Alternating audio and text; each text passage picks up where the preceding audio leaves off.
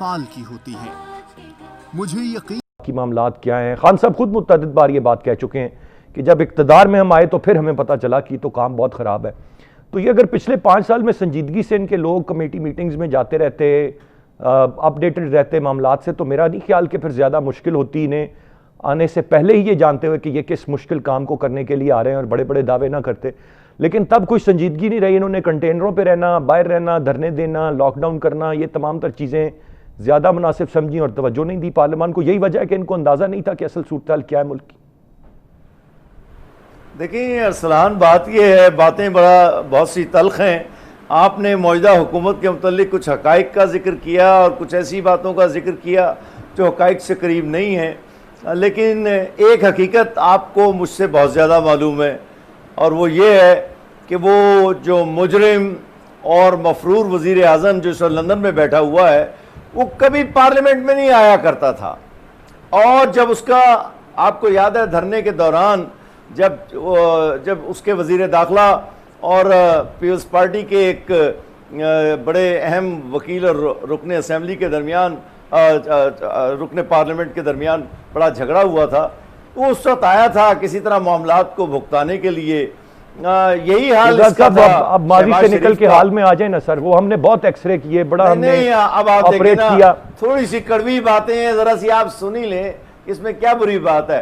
तो मैं पता ये बातों का क्यों जिक्र कर रहा हूं। जमहूरियत रवायात से चलती है और पार्लिमानी जमहूरियत पार्लिमानी रवायात से चलती है, उसके बलबूते पर आगे बढ़ती है।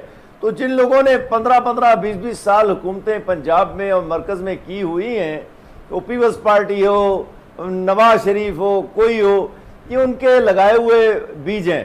अब ये बात कि इमरान को ज़्यादा आना चाहिए पार्लियामेंट में, बिल्कुल दुरुस्त बात है, लेकिन आप देखें तो सही, जिस पार्लियामेंट में इतने बाजारी लोग आते हों, जो बैठी हुई खवातीन को तशबीह देते हों, जैसे कि ख्वाजा आसिफ ने एक और खातून को असेंबली मेंबर, रुकने असेंबली साहब 2018 में नए इलेक्शन हुए थे, आज हम 2020 में बैठे हैं। मेरी बात सुन, ये बातें हमने तब बहुत की हैं, मैं आज की बात कर रहा हूं आपसे।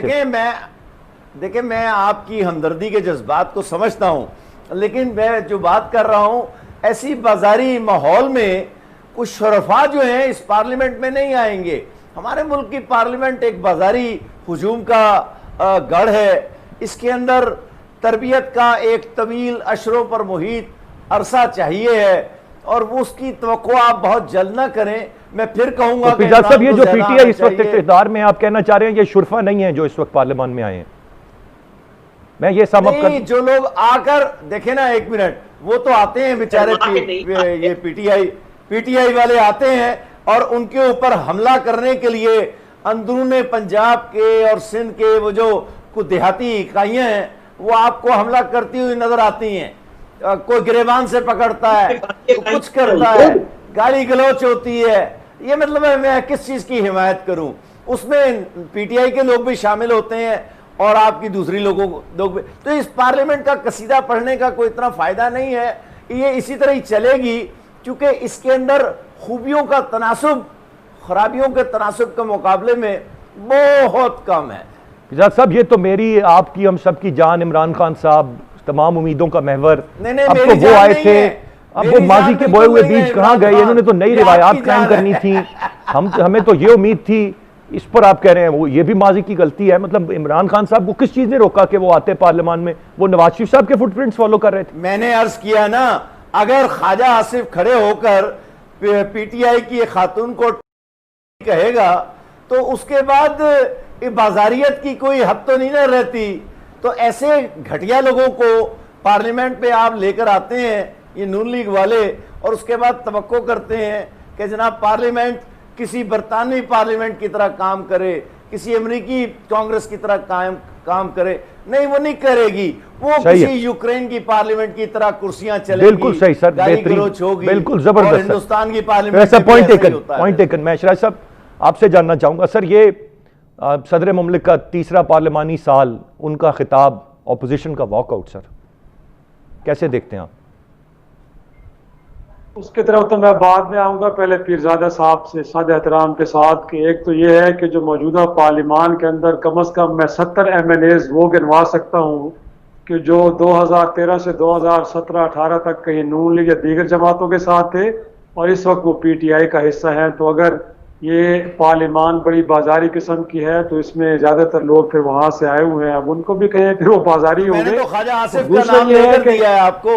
अच्छा, ख्वाजा आसिफ अच्छा, तो PTI से नहीं आया। जी जी अच्छा शाहिद साहब। पीरजादा साहब, दूसरा ये, जब इस मुल्क का प्राइम मिनिस्टर अपने बेटे की उम्र के एक रहनुमा की नकलें उतारेगा कि जब बारिश आती है तो पानी आता है, जब ज्यादा बारिश आती है तो ज्यादा पानी आता है, इसमें नकलें नहीं मैं उतारनी। समझता हूं लंदन की सड़कों से एक छोकरे को पीरजादा साहब बराए मेहरबानी नहीं, मैं ऐसी संजीदा प्लीज जुबान सर से पेश कर रहे हैं। पीरजादा साहब बारी पे बोलिएगा और अब शराजी साहब को बोलने दें, क्रॉस टॉक नहीं हो पाएगी। पीरजादा साहब, ये आप उस प्राइम मिनिस्टर की तारीफ कर रहे हैं कि जो वेस्टर्न डेमोक्रेसी के ऊपर यकीन रखते हैं, जिन्होंने अपनी जिंदगी की 18 बहारें बरतानिया में गुजारी हैं और बार बार वहां की मिसालें देते हैं, फिर रियासत मदीना की बात करते हैं, उस रियासत मदीना की जिसके अंदर उस वक्त के नबी को पत्थर मारे जाते थे और वो आगे लोगों को उफ तक नहीं कहते थे। तो जाहिर सी बात है सुनने की आदत डालनी चाहिए प्राइम मिनिस्टर साहब को भी और उनके जो उनके लिए नरम गोशा रखते हैं।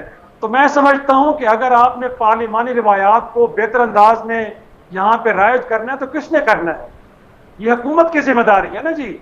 आप जब ड्राइविंग सीट पे बैठे हैं तो आप रिसीविंग एंड पे होते हैं, आपका तहम्मुल और बर्दाश्त का पैमाना सबसे बड़ा होना चाहिए। आपको इस मुल्क के 22 करोड़ लोगों ने मुंतखब किया है कि आप इस मुल्क को चलाएं।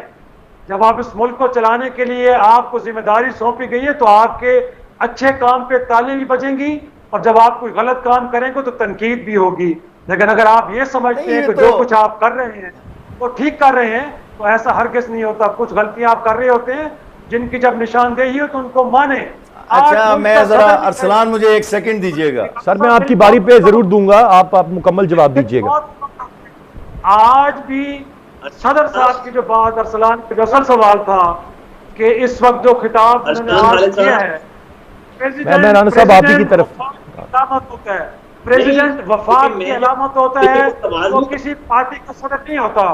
बट अगर आज वो भी खड़े होकर वो बातें कर रहे हैं और बिलखसूस मीडिया के बारे में कि मीडिया में मनफी चीजों को ज्यादा उभारा जाता है और मुस्बत बातों का जिक्र नहीं होता, प्रेसिडेंट ऑफ पाकिस्तान को ये बात जेब नहीं देती कि एक जमात के नैरेटिव को आज पार्लिमानी साल की जो अहम स्पीच है, जो कि एक नॉन पॉलिटिकल स्पीच होनी चाहिए, बुनियादी तौर पे इस स्पीच के अंदर एक कलेक्टिव हार्मनी की बात, सबको साथ ले चलने की बात होनी चाहिए, वो के बजाय जो शायद वो दूसरी बात कर रहे हैं। तो मैं समझता हूँ PTI को अगर माजी की कोई गलत मिसालें हैं तो उनसे हट के अच्छी मिसालें कायम करनी चाहिए ताकि हम भी बैठ के यही सर बिल्कुल इसी बात की तवक्को है, इसी बात की उम्मीद है। एक ब्रेक की जाने मुझे बढ़ना है, ब्रेक से जब हम वापस आते हैं तो मैं आमिर इलियास राना साहब की जाने बढ़ूंगा, साथ रहिएगा।